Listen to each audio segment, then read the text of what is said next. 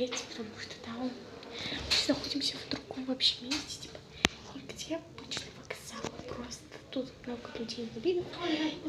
Сейчас я скажу привет подписчикам. Привет. Короче, трэш.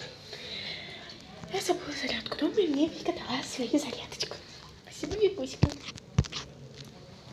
Мы сейчас покушали из Ростикса ролл и картошку. Попили колу. Потом мы пойдем ужинать в Ростикс, потому что тут далеко до всяких магазинов, кафешек. Самый ближний это Ростикс. Что?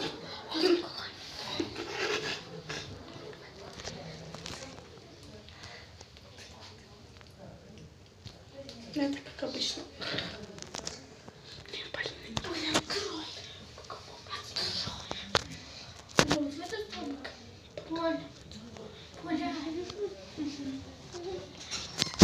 Сейчас все.